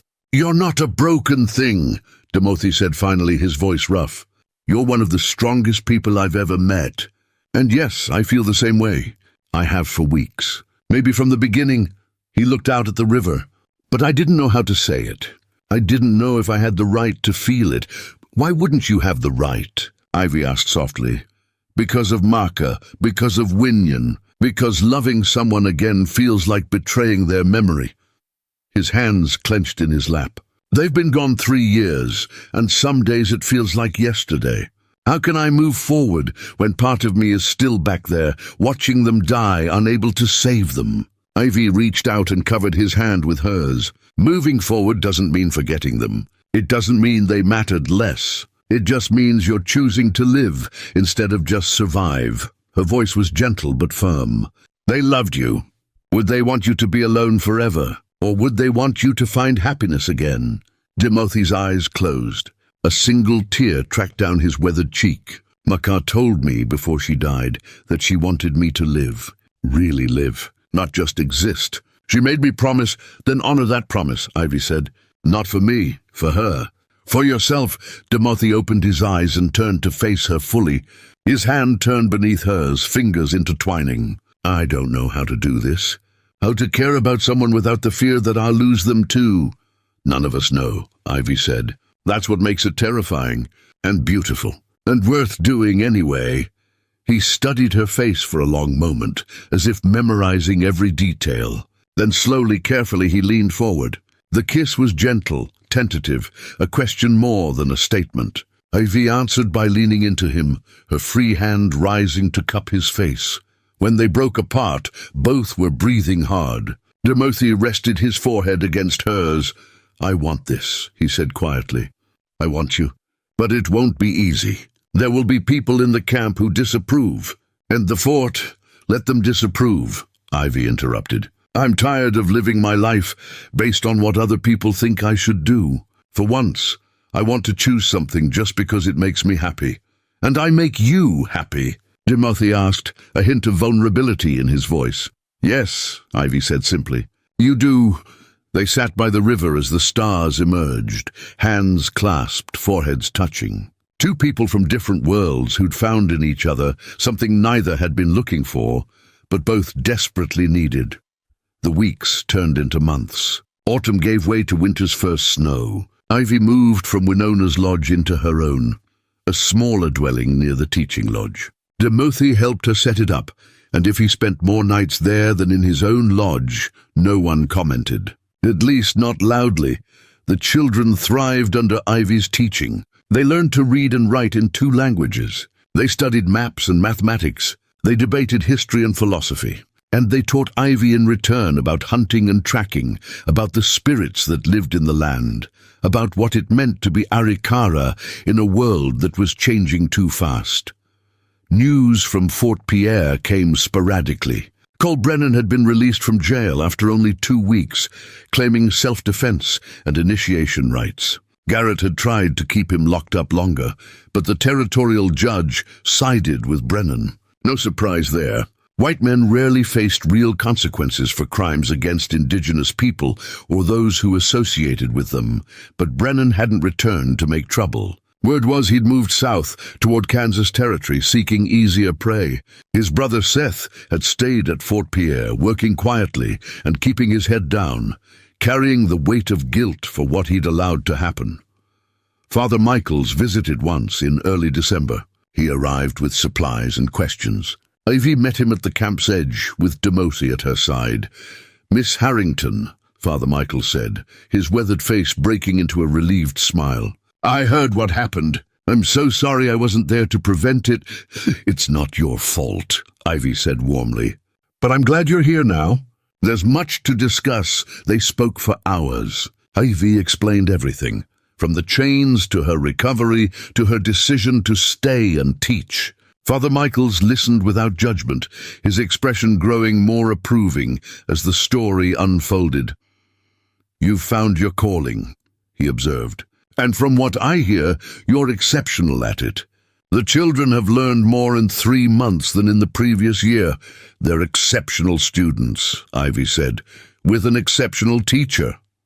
Father Michaels turned to Timothy. Thank you for protecting her. For giving her a chance when her own people failed her. She's given us more than we've given her, Timothy replied. Father Michaels smiled knowingly. I can see that. He reached into his coat and pulled out a leather pouch.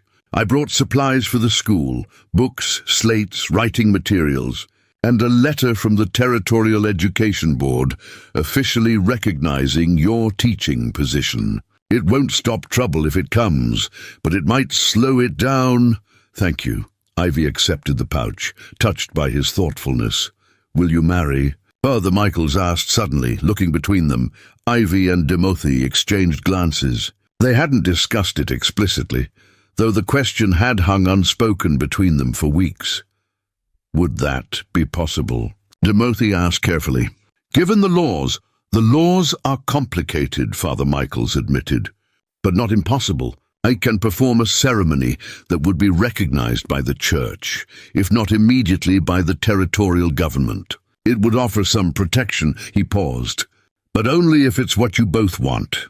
Marriage should be about love, not just legal protection. It would be both, Ivy said, finding her voice. She looked at Timothy. If you want it? I want it, Timothy said without hesitation. I want you. For as long as you'll have me. Then it's settled, Father Michael said, clearly pleased. I'll return in the spring to perform the ceremony. That gives you time to prepare and make sure this is truly what you want. He left the next morning with promises to return. The camp buzzed with the news. A wedding. Between the WarChief and the white teacher, it was unprecedented, controversial, and somehow exactly right. Winter deepened. Snow blanketed the prairie.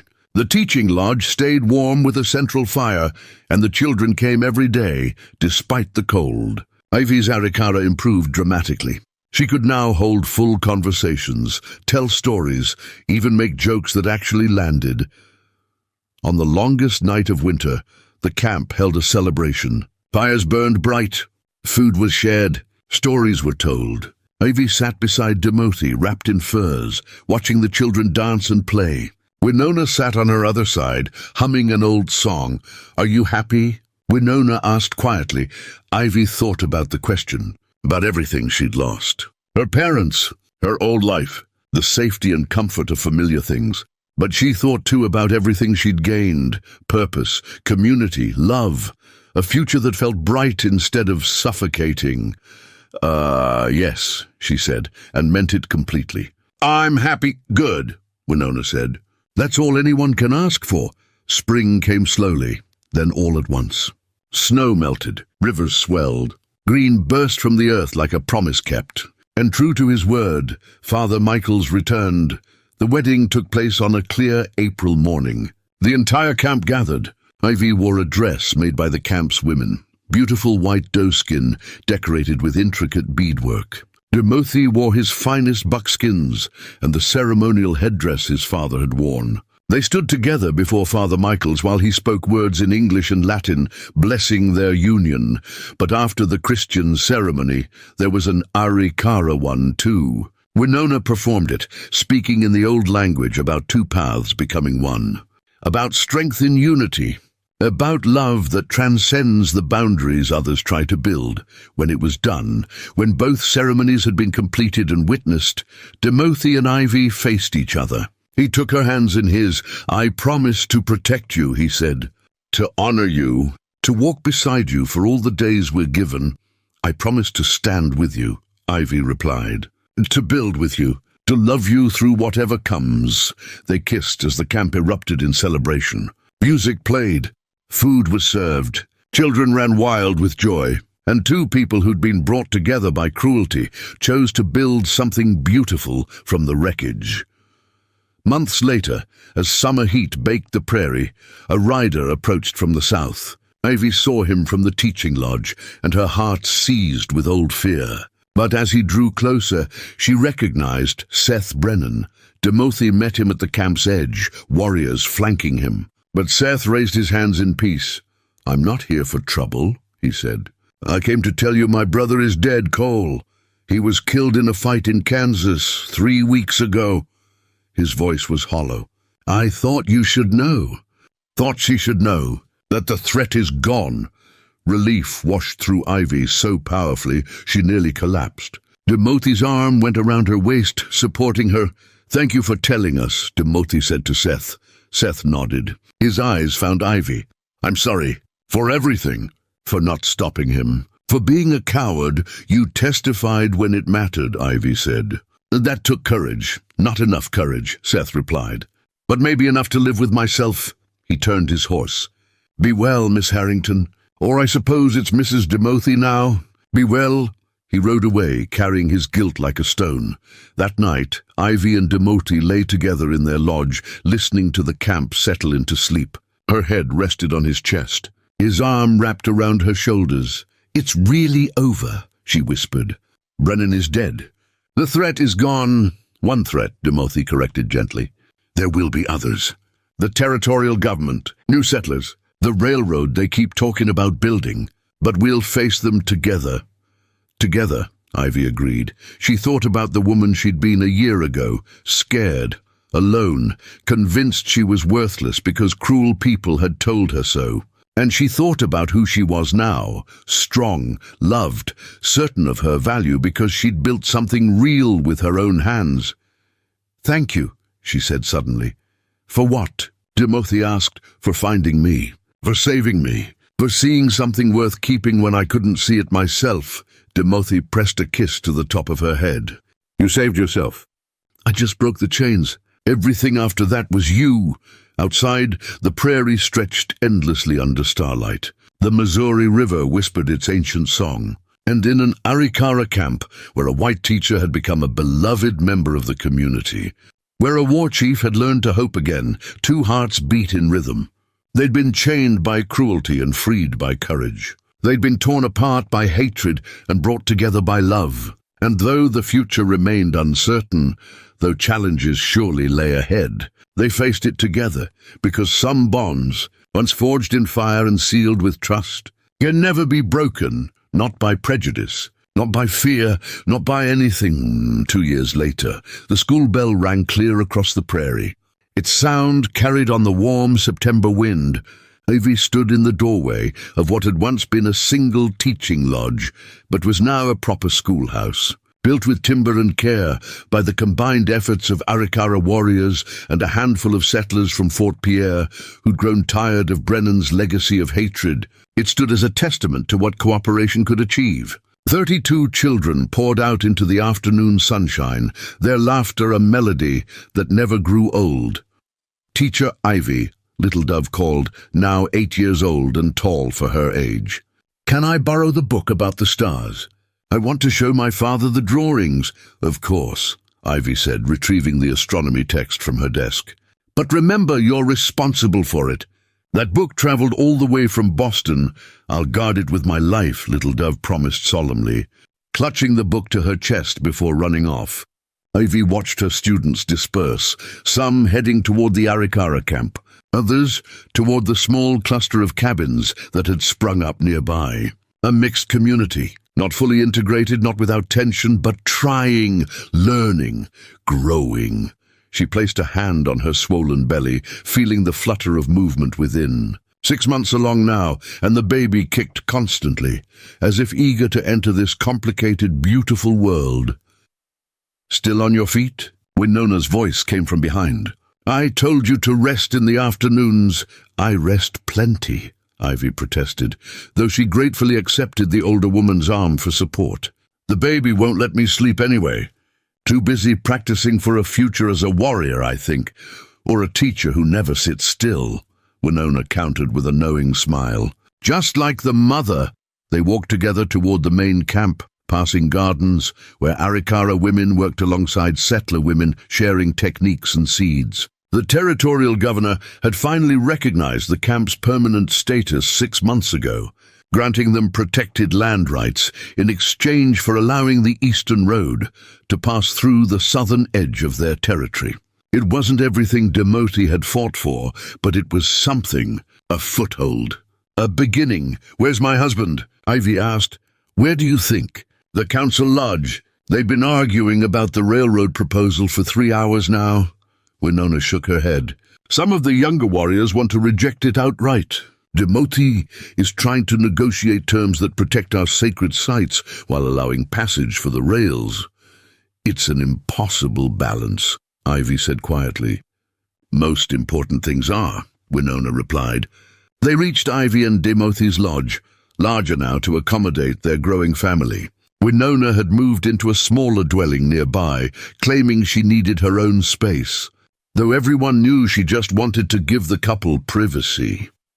Inside, Ivy settled onto the pile of furs and blankets that served as their bed. Her back ached, her feet were swollen, but when she felt the baby move again, all discomfort faded into wonder. "You're loved already," she whispered to her unborn child. "By so many people. You're going to grow up knowing both worlds, both languages, both ways of seeing, and maybe that will make you strong enough to build bridges we couldn't." The lodge flap opened, and Demoti entered, looking exhausted, but managing a smile when he saw her. "How was council?" Ivy asked. Long, frustrating, necessary. He crossed to her, kneeling beside the bed and placing his hand on her belly. How's our little warrior? Active. I think he's training for battle in there, or she's teaching a class, Timothy countered. Could be a daughter just like her mother. Either way, we're in trouble, Ivy said with a laugh. Timothy's expression grew serious. The railroad is coming. We can't stop it. But I negotiated protection for the burial grounds and the winter hunting territory. They'll route around those areas. It's not perfect, but it's better than nothing. You did well, Ivy said, reaching up to touch his face. You always do. I compromise. That's different. There was old pain in his voice. My father would have fought. He would have said no land, no passage, no negotiation. Your father lived in a different time, Ivy said gently. You're navigating a world he never had to face. You're keeping your people alive and together. That's not compromise. That's wisdom.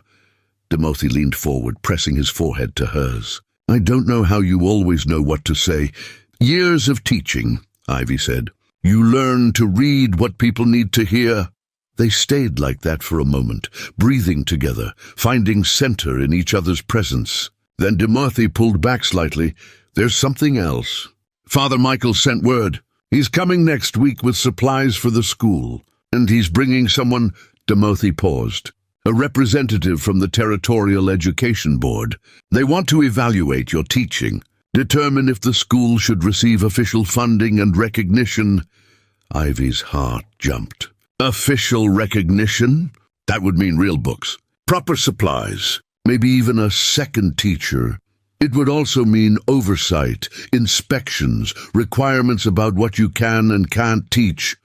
Timothy's expression was cautious. You need to decide if that trade is worth it, Ivy thought about her students. About the Arikara children who were learning to navigate two worlds. About the settler children who were learning that the Arikara were people, not the monsters their parents' stories painted. About the future those children could build if given the right tools. It's worth it, she said. We'll find ways to teach what matters regardless of what they require. But official recognition means protection. It means they can't just shut us down on a whim. It means legitimacy. Then we'll prepare, Timothy said. Make sure the schoolhouse is perfect. Make sure the children are ready to show what they've learned. He smiled. Though I doubt they need much preparation. You've taught them well. The week passed in a flurry of activity. The schoolhouse was cleaned until it gleamed. Books were organized. Children practiced their reading and arithmetic. The whole community seemed invested in making a good impression, as if they understood that this evaluation was about more than just one school. It was about proving that different peoples could coexist, could learn from each other, could build something better together. Father Michaels arrived on a bright Tuesday morning, accompanied by a severe-looking woman named Mrs. Adelaide Thornton. She was perhaps 50, dressed in dark, practical clothing, with sharp eyes that missed nothing. She surveyed the schoolhouse with an expression that gave away nothing. Mrs. Timothy, she said, her voice crisp.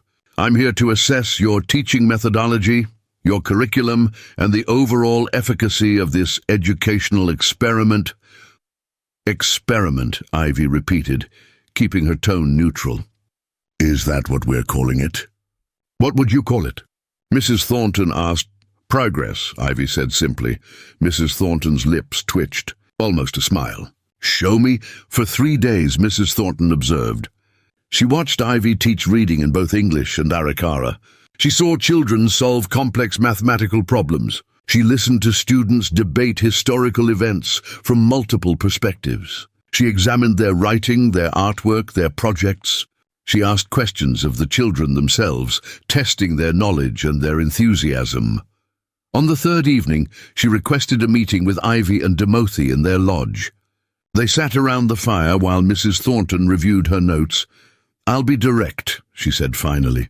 This is the most extraordinary educational environment I've encountered in 20 years of evaluation. Your students are performing at levels well beyond their peers in established schools. They're bilingual, culturally aware, and genuinely enthusiastic about learning. She looked up from her notes. However, Ivy's stomach clenched. There was always a however. However, there are concerns from the board about the content of your instruction. Teaching Arikara language and customs, presenting history from indigenous perspectives, these things make some members uncomfortable. They worry you're fostering divided loyalties rather than assimilation. Good, Timothy said flatly. Assimilation is another word for erasure. My people have already lost too much. We're not surrendering our language and culture so settlers can feel more comfortable. I'm not suggesting you should, Mrs. Thornton said, surprising them both. I'm explaining what the board wants. What I want is different, she closed her notebook. I believe what you're doing here is the future. Not forced assimilation, but genuine integration. Children learning to respect and understand both cultures, becoming bridges instead of barriers. But convincing the board will require strategy. What kind of strategy? Ivy asked. Emphasize the practical benefits. These children will be better traders because they speak multiple languages. Better negotiators because they understand different worldviews. Better citizens because they've learned that people who look different aren't enemies, they're neighbors. Mrs. Thornton leaned forward. Frame it as preparing children for the reality of the territory, not as political resistance. Make them see the economic and social advantages rather than the cultural implications. That feels dishonest, Ivy said. It's tactical, Mrs. Thornton corrected. You're still teaching what matters. You're just describing it in terms they can accept. Sometimes progress requires patience and careful language. Timothy and Ivy exchanged glances. It wasn't what they wanted, this careful dancing around the truth. But if it meant protection for the school, resources for the children, a future where this work could continue, we can do that, Ivy said. Mrs. Thornton nodded. Good. I'll recommend full accreditation and funding. You'll receive quarterly shipments of supplies and a small salary for your work. In exchange, you'll submit attendance records and curriculum summaries. Nothing too invasive. Just enough to satisfy bureaucratic requirements. She stood. Your students are remarkable, Mrs. Timothy. What you've built here matters. Don't let anyone tell you otherwise. After she left with Father Michaels the next morning, the camp celebrated quietly. Official recognition. Real funding. Protection under territorial education law. It wasn't everything, but it was significant. We did it, Ivy said that evening, watching the sunset paint the prairie in shades of gold and orange. The school is protected. The children will have resources. It's actually happening. You did it, Timothy corrected. You built this. You created something that even the territorial bureaucrats can't deny is valuable. We built it, Ivy insisted. All of us. The whole community. As if summoned by the thought, Takoda approached with news. The railroad representatives are here. They want to walk the proposed route tomorrow. You asked to be informed.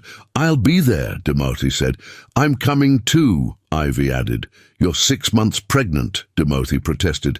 I'm pregnant, not incapacitated. Besides, this affects our children's future. I want to see what we're agreeing to. Timothy knew better than to argue. Fine, but if you feel tired, we stop. No negotiation on that. The next morning, a group of 15 walked the proposed railroad route. Railroad surveyors, Arikara warriors, Timothy, Ivy, and several elders who knew the land's sacred significance. They walked for hours, stopping at various points where the surveyors wanted to place rails. At each sacred site, Timothy explained its importance. The burial ground where 7 generations rested. The spring where vision quests were undertaken. The meadow where the first council between Arikara and Sioux had been held 200 years ago. The surveyors listened with varying degrees of patience, then adjusted their maps, routing around these places. It was compromise. It was Lost Masters cooperation, but it was also survival. This is the best we can do, one surveyor said as the sun began to set. The route avoids your marked sacred sites. The railroad agrees not to hunt or trap within a half-mile of the rails. In exchange, you allow passage and don't interfere with construction, and when settlers follow the railroad. Timothy asked, when they build towns along the route? When they decide our sacred sites are inconvenient obstacles to their expansion. The surveyor had no answer for that. We'll deal with that when it comes, Timothy said finally. For now, we accept these terms, but know this. We're watching, and we remember every promise made. Documents were signed 2 weeks later. The railroad would begin construction in the spring. For better or worse, the world was changing. The prairie that had seemed endless was shrinking. The isolation that had protected the Arikara was disappearing. But in the midst of that change, life continued with its own rhythms. Ivy's belly grew larger. The baby kicked stronger. Winter approached with its first snow, and the school continued without pause. Children learned. Communities mingled. And slowly, carefully, something new was being born alongside the child Ivy carried. In late November, on a night when the first real snowstorm of winter howled outside, Ivy's labor began. Winona and 2 other experienced women attended her. Timothy paced outside the lodge, driven away by Winona's firm insistence that birth was women's work and he'd just be underfoot. He wore a path in the snow, unable to be still, barely able to breathe. She'll be fine, Dakota said, standing watch with him. Ivy is strong. Women die in childbirth, Timothy said, old fear clawing at his throat. Strong women? Healthy women. I can't. He couldn't finish the thought. She's not Maka, Dakota said gently. And this isn't then. Don't borrow tragedy before it arrives. Hours passed. The storm intensified. And then, cutting through the wind's howl, a new sound. A baby's cry. Strong and indignant and alive, Timothy's legs nearly gave out with relief. Winona emerged, snow catching in her grey hair, a smile splitting her weathered face. Come meet your daughter. Inside the lodge, warm and bright with firelight, Ivy lay propped against furs. She looked exhausted and radiant, and more beautiful than Timothy had ever seen her. In her arms, wrapped in soft buckskin, was a tiny, red-faced baby with a shock of dark hair. Our daughter, Ivy said softly. She's perfect. Timothy knelt beside them, his large hands gentle as he touched the baby's tiny fingers. She grasped one of his fingers with surprising strength, and something in his chest cracked open. Love, pure and overwhelming and terrifying. What should we call her? He asked, his voice rough with emotion. I was thinking Maka, Ivy said carefully, and to honor your wife. Your first wife, she met his eyes. If that's all right with you, tears slid down Timothy's face. Maka would have liked you. She would have loved that our daughter carries her name. Then Maka she is, Ivy said. Maka Harrington Demarthy, a name from all her worlds. The baby made a small sound, as if in agreement. Over the following months, baby Maka grew strong and healthy. She had her father's dark eyes and her mother's stubborn chin. The camp adored her, passing her from aunt to grandmother to warrior, who held her with surprising gentleness. She was the first child born to a mixed marriage in the camp, and she represented possibility. Ivy returned to teaching in the spring, with Maka sleeping in a cradleboard nearby. The children were fascinated by the baby, gentle and curious. Little Dove appointed herself official baby guardian, always ready to entertain or comfort when Maka fussed. The railroad construction began as promised. The sound of hammers and saws became part of the prairie's soundtrack. Settlers arrived to work the rails, and some stayed, building cabins on the edges of designated areas. Tensions flared occasionally, but Timothy navigated each conflict with patience and firm boundaries. The school grew too. By the end of the second year, 42 children attended regularly. Mrs. Thornton returned in the spring and again in the fall, each time with more supplies and growing enthusiasm for what she called their model integration program. Other territories were watching, she said, considering similar approaches. You're changing minds, she told Ivy during her second visit. Slowly but definitely. There are people in Washington who are starting to think assimilation through force might not be the only path. That education and cooperation might actually work better. It's not about better or worse, Ivy said, watching her students play during recess. Arikara and settler children together, their laughter indistinguishable. It's about being human, recognizing each other's humanity. Everything else follows from that, Mrs. Thornton smiled. Spoken like a true teacher. That evening Ivy sat outside her lodge with Maka, sleeping against her chest. Timothy was beside her, his arm around her shoulders. The camp was peaceful. Fires burned low. Voices murmured in the gathering darkness. "Do you ever think about that night?" Ivy asked quietly. The fence post. The chains. How different everything could have been. Every day, Timothy admitted, if I'd walked a different path that morning. If I'd decided you were bait and left you there. If I'd chosen anger over compassion, he paused. Everything would be different. And worse, I think about it too, Ivy said. About how the worst night of my life led to the best years. About how being abandoned by people I thought were my community led me to finding my real community. She looked down at their sleeping daughter. About how chains meant to kill me ended up bringing me home. This is home, Timothy agreed. For all of us. They sat together as the stars emerged, their daughter breathing softly between them. The prairie stretched endless in every direction, and somewhere out there the railroad was coming, and the world was changing, and nothing was certain except this moment. Two people from different worlds who'd built a bridge with nothing but courage and love. A baby who carried the hope of both her heritages. A community learning that difference didn't have to mean division. And a story that began with cruelty but refused to end there, because some chains, when broken, reveal not just freedom but possibility. Not just survival but flourishing, not just existence but home. Up next, you've got two more standout stories right on your screen. If this one hit the mark, you won't want to pass these up. Just click and check them out, and don't forget to subscribe and turn on the notification bell so you don't miss any upload from us.